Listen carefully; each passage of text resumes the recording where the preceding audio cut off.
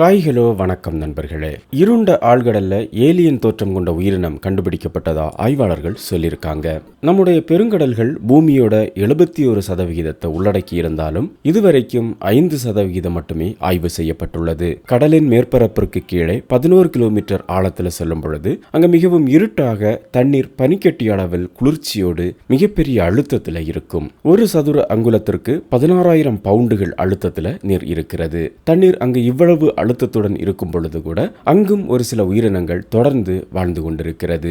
தொடர்ந்து ஆய்வாளர்கள் கடலில் இந்த ஆழ்ந்த பகுதிகளில் ஆய்வுகளை மேற்கொண்டு வருகிறார்கள்.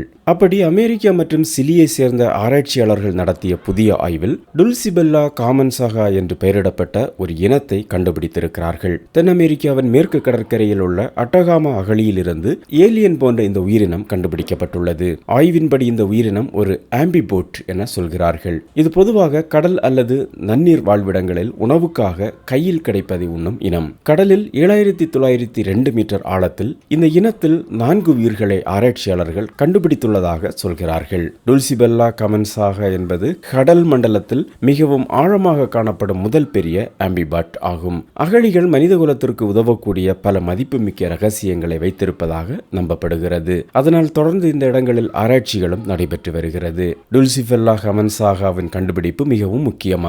என இந்த இனங்கள் இதற்கு முன்பு அறியப்படவில்லை. அதனுடைய உருவவியல் மற்றும் DNA இது புதிதாக கண்டுபிடிக்கப்பட்ட இனம் என சொல்கிறது. இந்த உயிரினம் வெள்ளை நிறத்தில் காணப்படுகிறது. பொதுவாக ஆழ்கடலில் குகைகள் அல்லது அகழிகள் போன்ற இருண்ட வாழ்விடங்களில் உள்ள உயிரினங்கள் வெள்ளை நிறத்தில் இருக்கும். சிலியின் ஒருங்கிணைந்த ஆழ்கடல் கண்காணிப்பு அமைப்பின் ஒரு பகுதியாக இருந்த 2023ஆம் ஆண்டு ஆராய்ச்சி பயணத்தின் போது இந்த புதிய இனம் கண்டுபிடிக்கப்பட்டது. இந்த கண்டுபிடிப்பு ஆழ்கடலில் இருக்கும் பல விசித்திர உண்மைகளை இந்த உலகிற்கு விரைவில் கொண்டு வரும் என நம்பப்படுகிறது.